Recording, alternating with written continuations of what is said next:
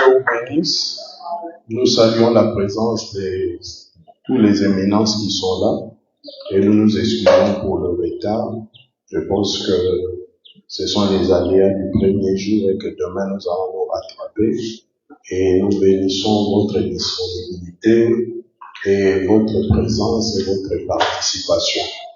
Personnellement, moi j'évite toujours le mot vision. Je n'y adhère pas trop. Au fait, moi je préfère le mot méthode. Au fait, la méthode qui nous réunit ici, c'est une foi. Et je ne prends pas beaucoup de temps, juste 3 minutes, parce que le premier orateur doit déjà passer. Et notre méthode, au fait, nous organisons une foi en fin d'année. Au fait, la foi, c'est une kermesse. La foi, c'est un marché.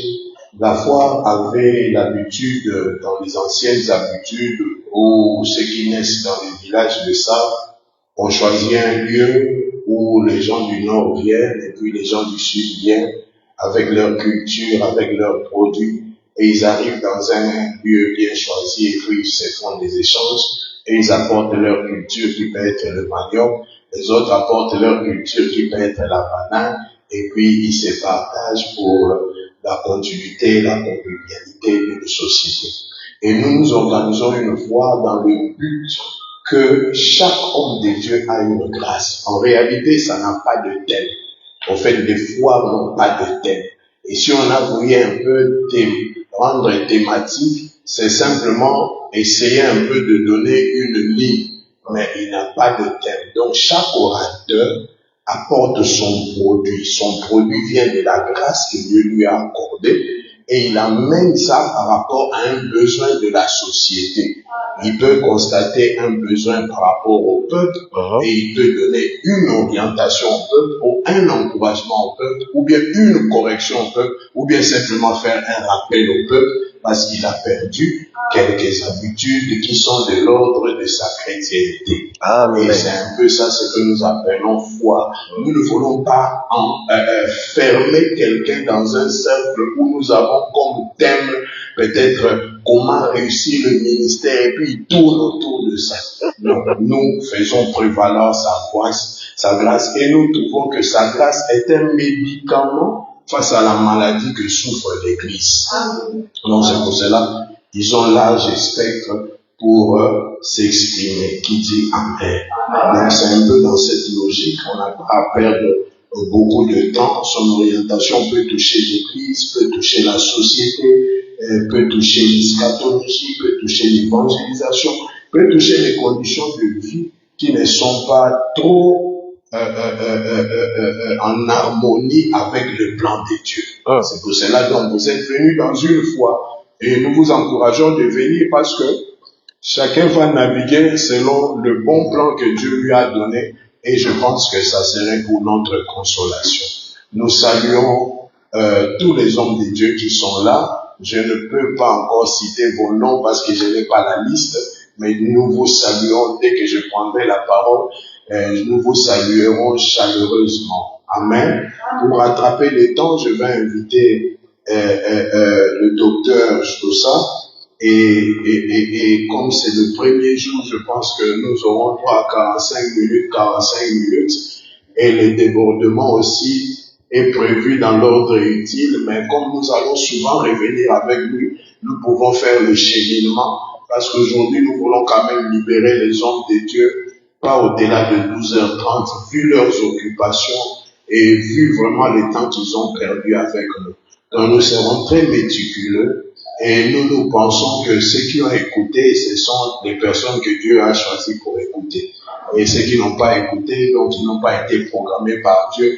Et nous n'avons pas une aussi grande main pour Dieu pour les forcer à être là. Et sous vos acclamations, je reçois un docteur qui nous a fait grâce d'accepter notre invitation.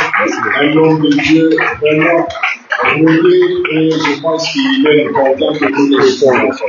Que le nom de l'Éternel soit béni.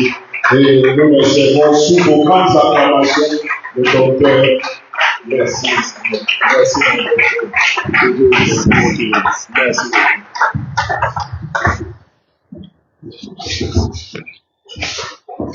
Que le nom du Seigneur soit béni. Amen. Prions le Seigneur. Éternel Dieu et Père de notre Seigneur et Sauveur Jésus-Christ, nous te sommes infiniment reconnaissants pour la grâce que tu nous accordes, qui nous permet de nous mouvoir tel qu'il est écrit. En toi nous avons la vie, le mouvement et l'être, qu'en réalité dans l'homme c'est le souffle, et c'est ton souffle qui nous permet de nous mouvoir afin de nous rassembler tout autour de ta personne pour être édifiés au moyen de ta parole avec l'action du Saint-Esprit. Et merci de permettre encore cette opportunité qui nous permet, ô Dieu, d'être encore édifiés. Je soumets ce moment sous ton autorité, ton enseigne tel qu'il est écrit, qu'aucune prophétie n'a jamais été l'objet d'une interprétation particulière, mais c'est par la poussée du Saint-Esprit que les hommes ont parlé de ta part. Or, il s'avère que tu nous as fait grâce de ne pas seulement être poussés, mais remplis, revêtus pour parler de ta part. Et fais-moi grâce que je sois cet instrument dont tu vas te servir pour le moment de partage dans cette dynamique de méthode comme nous venons de l'entendre. Ainsi prier au nom de Jésus-Christ. Nous disons Amen. Amen. Alors rapidement, nous allons lire les Écritures pour gagner du temps tel que nous venons d'entendre tout à l'heure. Quelqu'un peut nous aider dans Genèse chapitre 6, le verset 14 à 15 et Colossiens 1, 25. Genèse 6, 14 à 15. Nous lisons la parole du Seigneur. Nous rendons grâce à Dieu.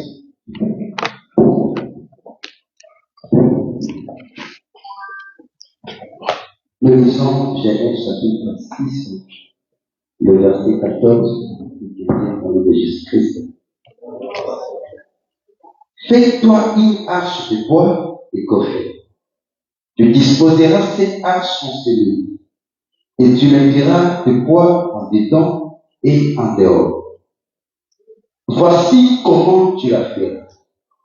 L'arche aura 300 coudées de longueur, 50 coudées de largeur et 30 coudées de hauteur.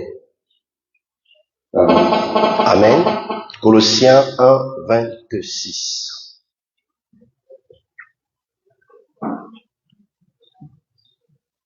Colossiens 1, 26. Nous lisons encore au nom de Jésus-Christ.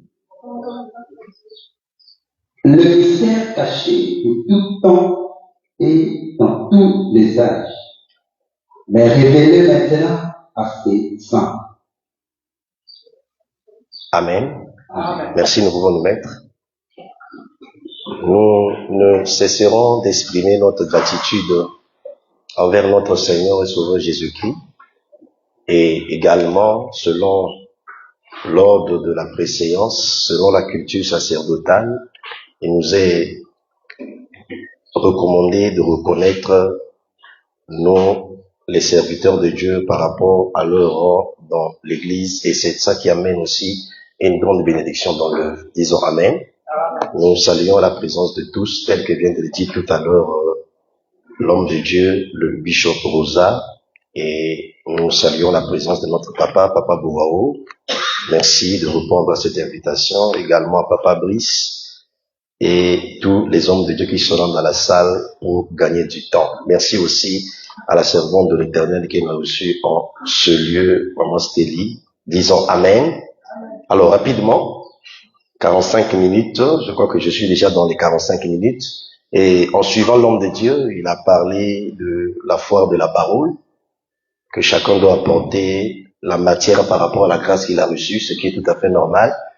Personnellement, je me suis soumis au thème qui a été mentionné, pour que peut-être les gens, ceux qui viendront disent, mais pourtant on a écrit un thème, mais pourquoi on n'en a pas parlé? Je crois qu'en écoutant l'homme de Dieu, il a été clair. Alléluia.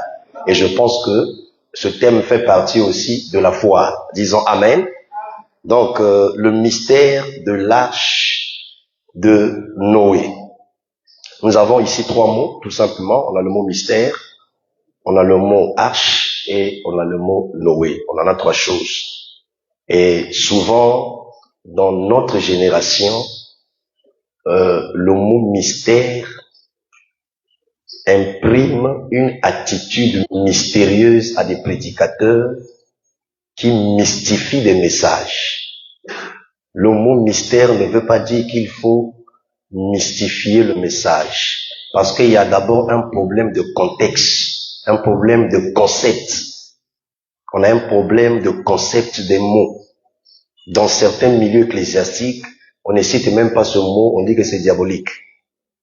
Or, l'Écriture nous parle bel et bien du mystère, qui se définit tout simplement comme étant ce qui est tenu caché auparavant et révélé au temps présent. D'où, lorsqu'on a lu la deuxième écriture, Paul dit que le mystère caché de tous les âges et tous les temps a été révélé, et j'aime bien la suite, à savoir, Christ pas avec nous, pas Christ derrière nous, pas Christ devant nous, mais Christ en l'espérance de la gloire. Je comprends que tout mystère est révélé, entre guillemets, qui n'amène pas Christ dans l'homme, n'est pas un mystère de Dieu. Et quand le mystère amène Christ dans l'homme, il y aura comme évidence l'espérance. L'espérance dont il est question aujourd'hui, c'est pas l'espérance de la gloire de ce monde, mais c'est l'espérance de la gloire dans l'éternité en passant par l'enlèvement. D'où quand Christ est dans l'homme, l'apôtre Jean dit, quiconque a cette espérance en lui se purifie comme lui-même est pur. On n'attendra pas de venir à un culte pour que le modérateur dise « sanctifions-nous ». Mais celui qui a l'espérance, produite par la révélation du mystère, par l'action du Saint-Esprit, développera une vie d'intimité avec le Seigneur en attente pour son retour. Et dans notre génération, il y a comme des mots qui sont en voie de disparition dans nos églises, dans nos prédications. Je me souviens, je suis allé prêcher dans une église sur la repentance. Quand je finis, le responsable prend le micro, il dit, ça c'est un vieux message. Je suis allé prêcher dans une autre église, on va parler sur la nouvelle naissance. Tous les anciens, tous les diacres ont fermé leurs cahiers. Je n'ai pas su. C'est à la fin qu'ils sont venus se repentir. Alléluia. Le bishop a parlé du remède, de la solution, de l'orientation. Et je crois que je suis dans la bonne voie par la grâce de Dieu. Disons Amen. Alléluia. Et j'ai fait un examen de conscience. Quand j'observe les prédicateurs blancs et les prédicateurs africains, je sens une grande différence d'attitude, de l'exercice même du ministère du haut du prêchoir. Nous avons une attitude tellement mystérieuse. Lorsqu'on vient apporter une révélation, vous sentez, il n'y a pas l'éthique du ministère. Et on est debout devant les gens comme quelqu'un qui connaît plus que tout le monde. Quelqu'un peut vous oser me dire que je vais vous révéler les choses que vous n'avez jamais entendues. Vous savez, ne peut que dire ces choses celui qui a entendu tout le monde. Au moment où je prêche ici, on prêche ailleurs. Est-ce que j'entends ce qu'on révèle là-bas? Alléluia. Donc, le but de cacher le mystère, c'est pour la gloire de Dieu. D'où Proverbe 25, 2 me répond que la gloire de Dieu, c'est de cacher les choses. Donc, quand Dieu cache les choses, c'est d'abord pour sa gloire. Mais malgré qu'il cache les choses, il les cache pour un temps que lui-même il a fixé pour les révéler. D'où l'écriture complète dans Proverbe 25, 2, que celle des rois, c'est de les sonder. Donc, ce que Dieu cache n'est pas pour toute personne. C'est pour des rois. Mais il faut identifier ces rois. On ne peut pas parler des rois sans parler du royaume. Et les rois, ce sont les ministres de Dieu. Parce que les ministres de Dieu, ce sont ceux qui ont reçu la grâce de révéler les choses que le roi des rois a cachées. Et vous voyez, les ministres de Dieu doivent avoir de la sagesse et de l'intelligence plus que les âmes. Voilà pourquoi Daniel 11:33 prophétise qu'il y aura des plus sages. Les plus sages au pluriel, ce sont les ministres de Dieu. Parce que dans la cour du roi Salomon, il faut qu'il y ait des plus sages. Pourquoi? Parce que Salomon qui incarnait la sagesse doit engendrer des hommes sages. Alléluia. D'où l'église doit être semblable à la cour du roi Salomon où il faut la sagesse infiniment variée de Dieu parce que la sagesse a pour rôle de bâtir. Amen. Amen. Amen. Mais la définition de la sagesse, c'est l'application de la connaissance. Et deuxièmement, par rapport au temps qui nous est imparti, l'arche, c'est un navire construit retenant sous l'ordre divin. L'arche, dans le plus simplement possible de la définition, parce que nous avons 4 volets lorsque nous prêchons la connaissance. Moi, je suis dans la connaissance. C'est un navire bâti sous l'ordre divin. D'où, quand nous lisons l'Écriture, il dit, tu vas bâtir une arche. Pas avec n'importe quel bois, mais il parle du bois de gopher. J'ai écrit un document là-dessus, donc il y a des choses que je ne vais pas en parler, je vais dire l'essentiel. Et il donne les mesures. Dans l'expression biblique, on parle en termes de coudées. On en parlerait peut-être dans notre deuxième intervention. 350 et 30. Pourquoi il n'a pas dit 250? Pourquoi il n'a pas dit 25? Pourquoi il n'a pas dit 15? Et il dit, tu vas bâtir cette arche en cellules. Ce qui signifie que l'arche avait 3 niveaux. Et quand il parle des coudées, il donne des dimensions en largeur, en longueur et en hauteur. Mais il y a une dimension qui manque. Mais c'était expressément parce que c'était dans l'ombre. La dimension qui manquait, c'est la profondeur. D'où, quand vous voyez le tabernacle aussi, il n'avait que 3 dimensions. La hauteur, la largeur, la longueur, mais la profondeur manque. Mais pourquoi Dieu n'a pas voulu qu'il y ait la profondeur? Alléluia. Il donne l'ordre de bâtir l'arche. Lorsque nous exerçons le ministère, aujourd'hui, c'est sous quel ordre exerçons-nous le ministère? Lorsque nous sommes en train de bâtir l'œuvre, c'est sous quel ordre bâtissons? Même Jésus, le Fils de Dieu, on lui posa la question, de quel droit fais-tu ces choses? Même si les pharisiens étaient désagréables, mais certaines interventions de leur part étaient raisonnables. Alléluia. Alléluia. Donc, non seulement l'arche venait de l'ordre de Dieu, mais le but, c'était de sauver Noé et sa famille. Retenez ainsi qu'un couple de toutes les espèces animales pour les sauver du déluge sur le point d'advenir. Aucun célibataire n'avait part à l'arche.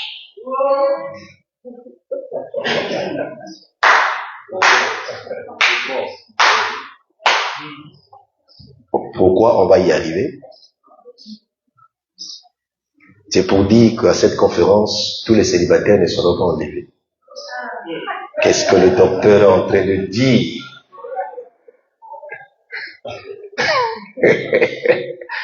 Amen. Amen. Supportez-moi. N'allez pas murmurer. Attendez à mon deuxième intervention, après vous allez juger. Alléluia. Donc, aucun célibataire n'avait pas à l'arche. Aucun célibataire. Déjà, quand on voit les humains, on avait 4 couples. Amen. Et on voit les animaux aussi en couple. Que ce soit les animaux de la basse cour et les animaux de la haute cour. Mais parmi les animaux, les aquatiques n'avaient pas part à l'arche. Pourquoi? On y arrivera si Dieu le permet. Hein, le crocodile, l'hippopotame, les poissons n'avaient pas part à l'arche. Troisième mot ou définition, Noé, un personnage de la Bible, il était le 10e et dernier des patriarches. Suivez très bien, parce que souvent les prédicateurs qu'on dit, Noé 10e. Non, suivez ce qu'on veut dire par rapport au contexte. Alléluia. Alléluia. Joseph peut être le premier fils, en même temps le 11e fils. Est-ce que nous sommes d'accord? Donc, Noé, un personnage de la Bible, il est le 10e et dernier des patriarches prédiluviens.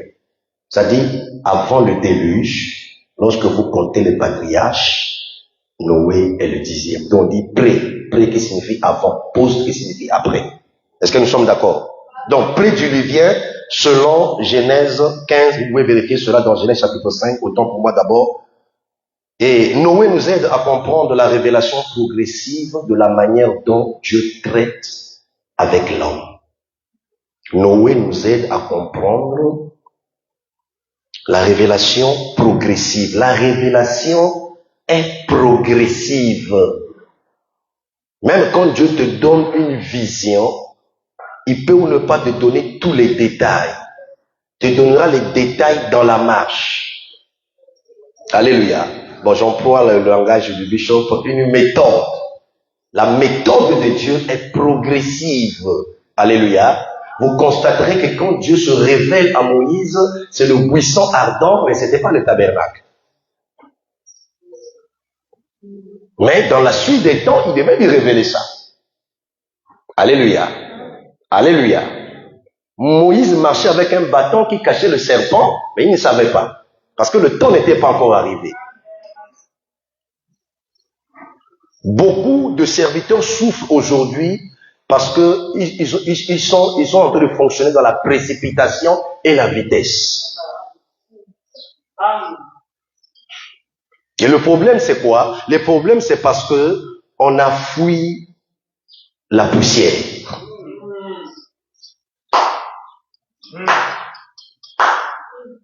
On a fui la poussière. On veut seulement le souffle. L'Écriture dit que le cheval est équipé pas pour la bataille, mais le jour. Donc le jour de la bataille n'est pas encore arrivé. On équipe d'abord le cheval. Donc, un serviteur, c'est tout un cheval qui doit être équipé. Parce qu'il y aura des moments, des saisons, il y aura les batailles dans le ministère. Bataille avec le sexe. Bataille avec l'argent. Bataille avec l'orgueil. Bataille avec la réputation, avec le succès, avec la renommée. Et aujourd'hui, les gens confondent le succès et la réussite. Tu peux avoir le succès sans réussir. Mais quand vous voyez les hommes de ce monde, les Ronaldo, les Messi, les Mike Tyson, c'est les gens qui ont connu le succès, les Mike Jackson, mais ils n'ont pas réussi. Parce que l'Écriture ne m'a pas dit que médite ce livre de la loi le jour et la nuit. C'est ainsi que tu réussiras. Donc le succès doit être accompagné par la réussite. Quand tu as connu Christ, tu l'as servi selon son dessein, tu as réussi. Et je prie pour que Dieu nous fasse grâce, pour que nous puissions réussir. Alléluia. Alléluia. Son nom signifie littéralement « Celui-ci nous consolera de la peine que nous causent nos durs travaux manuels sur le sol que l'Éternel a maudit. » Vous pouvez vérifier cela dans Genèse 5, 25. Donc quand Noé est né dans un contexte où le sol est maudit, et quand il naît, on lui donne le nom par rapport à la nature, à la condition du sol. Cher ministre de Dieu, si tu as un appel authentique, Dieu va t'envoyer sur un territoire par rapport à la condition de ce territoire. Par rapport à l'état spirituel de ce territoire. Parce que chaque ministère a d'abord un territoire de base avant de s'étendre dans d'autres territoires. D'où Jésus avait son quartier général à Capernaum. Il est né à Bethléem, il n'a pas fait le quartier général à Bethléem. Il a grandi à Nazareth. Quartier général à Capernaum, et il avait ses amis à Béthanie. Dans un moment donné, nous sommes trop stressés. Vous allez appeler Lazare dans le ministère. Vous le voyez, il stress dans ma solo. Il y a songi, ma solo, il y a bien. Parce que les hommes sont le plus stressés. Nous avons des choses que nous vivons seuls que les âmes ne connaissent pas. Les âmes viennent souvent nous consulter. Les mêmes problèmes pour lesquels ils viennent, nous vivons les mêmes problèmes. Vous savez, l'homme de Dieu a deux faces. Il a la face avant et la face arrière. L'église ne voit que la face avant, on est bien habillé, on est sérieux, il y a l'onction. Mais derrière nos dos, il y a des plaies, il y a des coups, il y a des bouilles, il y a des blessures, il y a les charges. On pleure avec dans la prière, dans la présence de Dieu. Mais on entend selon ma grâce de Jésus. Tu pries pour des âmes. Chômeur, il vient. Dieu lui ouvre une porte financière, 50 millions. Il est silencieux. Il parle quand il a 50 000, il apporte la dîme de 5 000. Quand c'est 50 millions, là il y a problème. Mais si tu n'es pas préparé, si tu n'es pas passé par la formation de la poussière, tu vas te précipiter. Or, la poussière en hébreu signifie humus. H-U-M-U-S, qui signifie humilité. Ce sont les vertus qui sont en train de disparaître dans le sacerdoce. On prêche avec arrogance. On a comme l'impression que la connaissance, la petite portion que nous avons, nous méritons cela. L'Écriture dit qu'as-tu que tu n'as reçu. Si tu l'as reçu, pourquoi te glorifies-tu? Que Dieu nous fasse grâce. Le ministère est bâti sur le caractère, pas le charisme. Satan est charismatique, mais il n'a pas le caractère. Voilà pourquoi Jésus, quand il enseignait sur l'eschatologie, les disciples disent, tout ce que tu dis là, c'est bien. Après, tout ce que tu nous enseignes là, toi, tu vas partir. Comment alors nous le reconnaître? Il n'a pas dit que vous le reconnaissez par leurs dons. Leurs fruits. Pourquoi? Parce que c'est le fruit qui révèle la véritable nature d'un arbre. Si on dit mangue, c'est qu'il y a le manguier. Si on dit orange, c'est qu'il y a l'oranger. Nous n'excluons pas le charisme. Le charisme, c'est une capacité surnaturelle que Dieu nous donne pour accomplir une tâche quelconque dans le sacerdoce. Mais le charisme ne nous qualifie pas pour l'éternité. Est-ce que vous savez que tu peux fonctionner avec l'onction que Dieu te donne mais sans sa présence? C'est ça qui nous trompe. Tu pries, les gens sont guéris, c'est le charisme. Lisez Matthieu. N'avons-nous pas prophétisé en ton nom? N'avons-nous pas chassé les démons en ton nom? Non, on dit par ton nom. N'avons-nous pas fait beaucoup de miracles? Trois choses qu'ils ont brandies, il n'y avait pas le caractère. C'était le charisme. N'avons-nous pas prophétisé? C'est le don de la prophétie, c'est le charisme. Une capacité surnaturelle. N'avons-nous pas fait beaucoup de miracles par ton nom? C'était le charisme, le don de guérison miracle. N'avons-nous pas chassé les démons? C'est le pouvoir. Le pouvoir, c'est un charisme, c'est un don. Il dit, je vous ai donné le pouvoir, c'est un don. Mais qu'est-ce que le Seigneur dit? Le Seigneur n'a pas dit que c'était faux, non. Il dit, je ne vous ai jamais connu. Dans le texte originel, je ne vous ai jamais approuvé. Parce que tout ministère doit être d'abord éprouvé et approuvé. On ne peut pas t'approuver si tu n'es pas éprouvé. Parce que Rebecca ne peut pas avoir accès à Isaac si Rebecca n'est pas d'abord éprouvée en tournant de l'eau au 10 chameaux. Les chameaux, c'est les anciens. Nous voyons comment les jeunes serviteurs sortent. Je suis le jeune lion, je suis le jeune hippopotame. Est-ce que les chameaux ont déjà goûté ton eau? Est-ce que les anciens ont goûté ton message? Voilà pourquoi les pères, les aînés, lorsque nous laissons nos fils prêcher, soyons là présents pour goûter leur eau. Or, souvent, qu'est-ce qu'on fait? On laisse vraiment les enfants prêcher quand on voyage.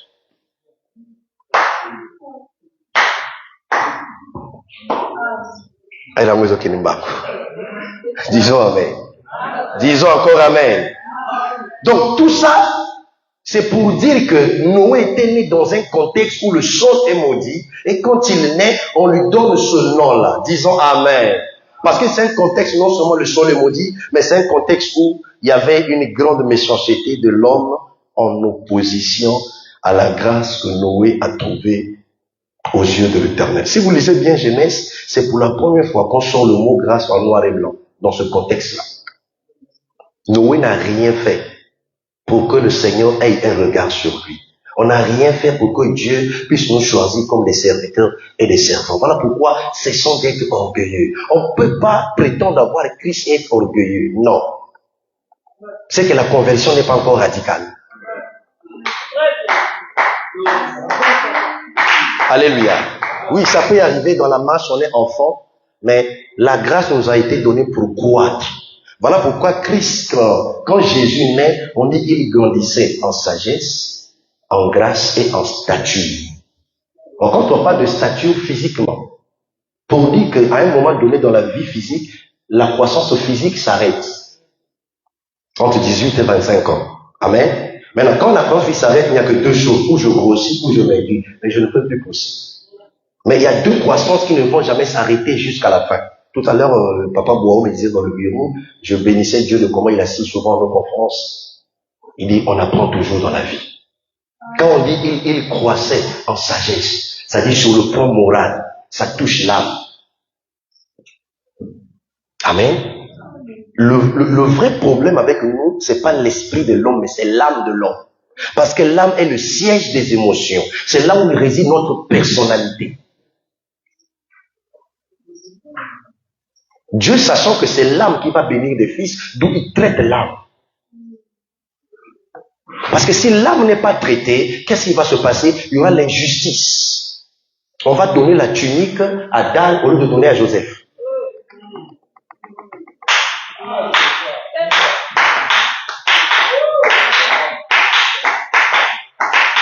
Or, Dan ne peut jamais dormir et faire des songes.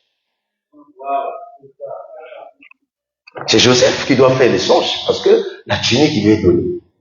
Donc, il y a deux types de serviteurs. Joseph peut dormir et Samson ne doit pas dormir. Si Samson dort, on va le coiffer.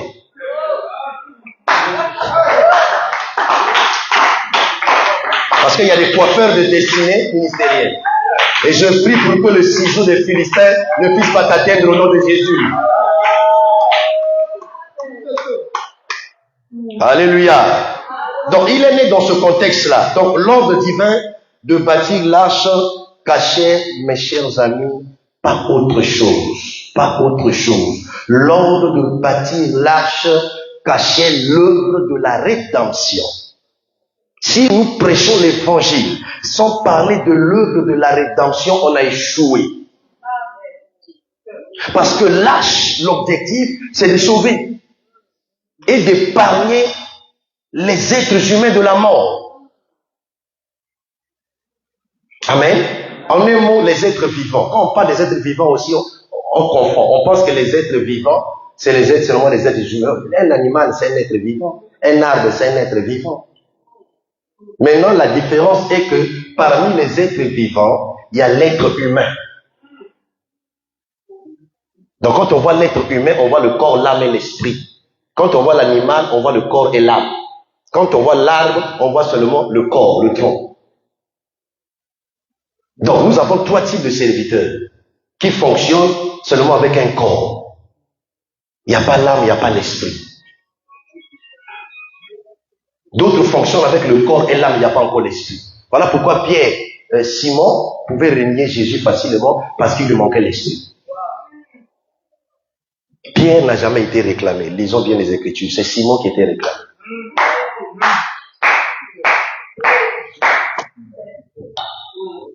C'est Simon.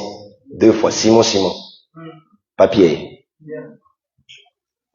Et voilà pourquoi je profite, j'ouvre une parenthèse. Les hommes de Dieu, j'ai fait un constat. Si vous suivez mes publications, j'ai écrit, chers prédicateurs, cessons de traumatiser les âmes sur les enseignements de fin d'année. Vous savez, on a comme embourbé les âmes dans un carquois de peur. Je crois aux réalités spirituelles. Mais si vous allez attendre janvier pour rentrer, c'est comme un système. La Bible dit prier sans cesse, il n'y a pas de problème. Mais nos âmes prient en fin d'année par peur. Peur des sorciers, mois de décembre, peur par accident. L'évangile ne sème pas la peur. L'évangile amène le courage. L'esprit que nous avons reçu, c'est pas un esprit de peur, de timidité, mais c'est un esprit de courage. Donc rectifions. Nous sommes tous ici. Qui, ici, depuis sa conversion, peut dire que toutes les nuits, il n'a jamais manqué de prier. Il arrive qu'on ne prie pas la nuit, qui nous protège? Même lorsque les gens sont guéris, on a comme l'impression que c'est ma prière et mon jeûne qui guérit les gens. Non. Je parle de l'œuvre de la rédemption. La guérison est basée sur l'œuvre de la rédemption. Avant que moi je le prêche, Esaïe avait dit, par ces maîtrisures, nous ne serons pas guéris, mais nous sommes guéris. La guérison est basée sur l'œuvre de la croix. Maintenant, j'ai ma part en tant qu'homme de Dieu, mais je ne dois pas venir amener l'église que c'est moi qui guéris les gens. Aucun homme n'a le pouvoir de guérir. Voilà pourquoi si vous partez dans les centres hospitaliers, vous allez lire centre d'opération, centre de soins, centre d'urgence, centre d'accouchement. Vous ne verrez jamais écrit centre de guérison. Parce que l'homme s'arrête aux soins. C'est Dieu qui guérit. Et le centre de guérison, c'est dans sa parole, c'est dans l'église, c'est par ses serviteurs. Voilà pourquoi expressement Dieu permet que nous ayons l'onction, mais avec la maladie dans le corps. Maintenant, si c'est nous qui guérissons, pourquoi nous-mêmes on ne se guérit pas? Élisée est mort malade. Écoutez, il n'y a pas un seul ministre de Dieu qui n'a pas une maladie dans son corps. Si tu n'en as pas encore, tu n'as pas encore découvert ça. Dieu permet ça comme une écharde, comme au Paul, que tu as bateau. Voilà pourquoi quand on exerçait dans les tabernacles, le tabernacle était sur le sol dans le désert. On a l'onction, on a la dignité, on a le ministère, on a l'alliance. Mais tout ma colisa n'a ma belé, soyons sur terre.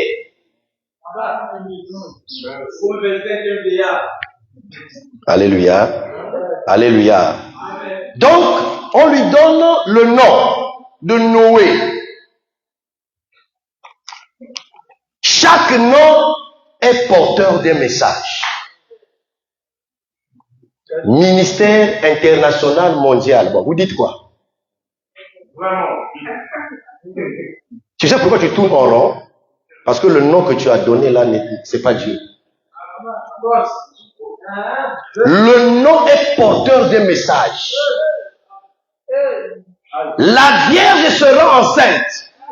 Elle enfantera un fils. Tu lui donneras le nom de Jésus. C'est lui qui sauvera son peuple. Donc Jésus signifie sauveur. Je ne vous apprends rien. Aie le courage. Si tu veux changer le nom, change le nom. Va prier. Tu fais un songe, buisson ardent. Au nom qui ministère buisson ardent. Est-ce que tu as entendu la voix? Est-ce que tu as enlevé les sandales?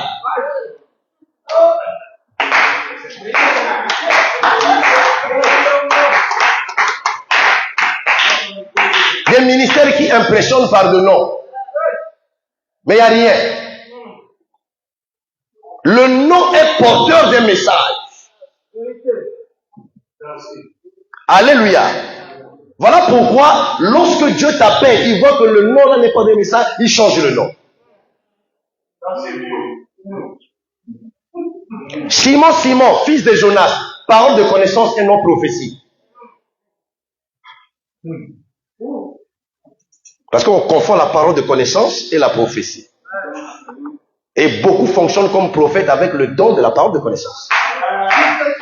Le don ne joue pas le rôle de la direction. Il y a le ministère directeur et le ministère qui édifie. Le ministère directeur édifie à la fois et dirige. Mais le ministère don ne dirige pas. Le ministère don édifie. Parce que le ministère don n'est pas la tête. La tête, c'est le ministère qui dirige par les 5 ministères. Les ministères d'autorité. Donc, tu peux même être apôtre, pasteur, prophète, évangéliste, docteur, mais tu n'as pas l'art de diriger l'église. Bien prêcher n'est pas synonyme de diriger l'église. Beaucoup souffrent parce qu'ils veulent tous se diriger. Il y a des gens que Dieu a appelés comme ministres, mais tu dois travailler sous ton père jusqu'à la fin de ta vie et tu réussis. Parce que tu n'as pas l'art de diriger. Diriger, c'est une autre chose. On peut être un bon prédicateur, mais pas forcément un bon conférencier. Amen. Amen. Parce qu'il y a ceux qui prêchent avec exactitude, avec plus d'exactitude. C'est ça le coudé qu'il faut respecter. Parce que le coudé pas des attitudes des Écritures. Si l'âge de Noé avait oublié une seule coudée, là allait chavirer. L'eau allait rentrer dans l'arche. Pour qu'on doit présenter exactement les Écritures. Mais ça passe par la formation. Les diplômes aujourd'hui donnent les ministères aux gens. Le ministère n'est pas une carrière, c'est une vocation. C'est un appel. On ne le détermine pas, on le découvre. Certains sont appelés par leurs époux, d'autres leurs épouses, d'autres leurs pères, d'autres leurs enfants. Écoutez, le père n'a pas le pouvoir d'appeler le fils au ministère. Le père s'en fait d'identifier le ministre que le Seigneur avait déjà mis à part avant la fondation du monde. Vous savez, nous avons 4 dimensions que nous traversons avant de venir, 3 dimensions avant de venir sur terre. La première dimension, c'est dans le sein du Père. La deuxième dimension, c'est dans le rein du Père. La troisième dimension, c'est dans la matrice de la mère. La quatrième dimension, quand tu nais de nouveau. Maintenant, vérifie. Source na yo. Owichiwa. Voilà pourquoi le nom. Si le temps est passé, mais mettez-moi. Alléluia. Disons Amen. Donc, le nom est identifié au message. Parce que quand j'ai écouté le bishop Rosa, quand on partageait au bureau avant-hier, il parlait que chacun doit porter sa matière. C'est ça. On doit te reconnaître. C'est-à-dire, on peut se balader, mais on doit te reconnaître dans un message. Parce qu'on ne peut pas parler de l'arche sans citer Noé. En réalité, ce n'est pas l'arche de Noé. Amen. Parce que l'arche vient de Dieu. Mais comme c'est le message que Dieu a donné à Noé à cette époque, le prédicateur de la justice, d'où on l'identifie à l'arche. On ne peut pas parler du tabernacle sans citer Moïse. Donc le message de Moïse, c'est le tabernacle. Le message de Noé, c'est l'arche. Quel est ton message? Du janvier, décembre, délivrance, lien, délivrance, démon de célibat. Donc, église, dans les églises, ça va juge, aux juge.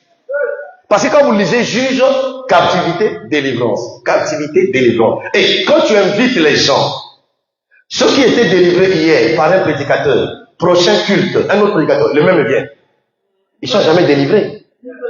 Jusqu'à dire que la femme qui était dans la synagogue était chrétienne, elle avait un démon. Comment un chrétien peut avoir un démon? C'est pas doctrinal. La femme au dos courbé n'était pas chrétienne. Elle n'avait pas encore Christ. C'était une croyante de l'Ancien Testament. C'est pas parce que tu as lu un mot dans le Nouveau Testament que ce mot-là fait partie du Nouveau Testament. Il y a des mots du Nouveau Testament qui font partie de l'Ancien Testament. Quand on dit que tu aimeras ton prochain comme toi-même, c'est pas un mot du Nouveau Testament. C'est un mot de l'Ancien Testament qu'on a cité. Aujourd'hui, là, pour aimer, c'est d'abord Christ qui nous a aimés. Oui. Il nous a aimés le premier. Aimez-vous les uns les autres comme moi je vous ai aimé. Moïse n'avait pas aimé Israël pour demander à Israël d'aimer Dieu. Il a dit tu aimeras ton Dieu, c'est une loi. Or nous on aime aujourd'hui par la grâce. Disons Amen. Voilà pourquoi on doit nous, je chute, j'ai 10 minutes. Voilà pourquoi on doit nous reconnaître par le message. Si jusqu'à présent tu tournes au rond, parce que vous avez Yomoko. Par la grâce, je suis chauve, mais je ne peux pas voir ma calvitie. C'est quelqu'un d'autre qui doit voir ça. Quand tu as des problèmes au ministère, aucun retard la langue. Qui est au-dessus de toi? Alléluia. On doit nous reconnaître dans le message. Voilà pourquoi en Israël, chacun avait son rôle, que ce soit dans le monde ecclésiastique, le monde civil, que ce soit dans le monde de l'armée. Quand Israël part sur le champ de bataille, il y a des messagers du champ de bataille. Eux là, ils ne doivent pas mourir. Parce qu'ils doivent repartir dans le palais royal pour aller donner le message. Voilà pourquoi quand Absalom a été tué par Joab, assommé par 10 personnes, Joab lui-même va appeler un certain Couchi. Il dit, va donner le message au roi. Et c'est Achimat qui vient, il dit, laisse-moi aller donner le message. Joab dit à Achimat, le contexte n'est pas bon pour que tu apportes un tel message. Alléluia. Parce qu'il voulait préserver Achimat. Et Couchi est parti. Mais Achimat revient insister. Il dit à Joab, laisse-moi aller porter le message. Joab l'autorise. Et Achimat a pris le raccourci. Couchi est parti avant lui, mais Achimat qui est parti après a pris le raccourci pour défoncer Couchi. Or, en Israël, c'est une nation bien organisée. Il y a des murailles, il y a aussi une tour où il y a la sentinelle. Donc, il y a la tour, il y a la sentinelle, à la muraille, il y a la porte, il y a le portier. Parce que la sentinelle qui est à la tour, lui, il doit observer de loin pour avertir la maison du roi. Quand il avertit de loin, il voit la manière de courir. Il dit, je vois quelqu'un en train de courir. Il dit que c'est Couchi. Mais je vois encore un autre. Le roi pose la question, comment court-il? Il dit, sa manière de courir là, c'est Achimat. L'apôtre Paul nous présente comme étant des athlètes dans le ministère. Mais nous ne courons pas par compétition, par rivalité. Mais nous courons dans le temps pour entrer dans l'éternité. Amen. Et le roi dit, c'est qu'il apporte un message. Pourquoi? Parce que le roi connaît Couchi, le roi connaît Achimat. Que ce sont les porteurs de messages. Maintenant, pendant que nous prêchons, est-ce que Dieu au ciel, est-ce que le Saint-Esprit réalise que nous sommes les porteurs de son message? Nous, on doit nous identifier à notre message. Ça ne peut pas arriver de but en blanc comme ça. Parfois, ça prend du temps. Peut-être que chez toi, on a des comités. Mais chez toi, il est convaincu, mais on raté. Faut que ça la mine. Tozonga. C'est seulement des moments comme ça là qu'on doit se retrouver pour partager. Car un moment, que Dieu bénisse le bishop Rosa. Amen. Est-ce qu'on peut acclamer le Seigneur?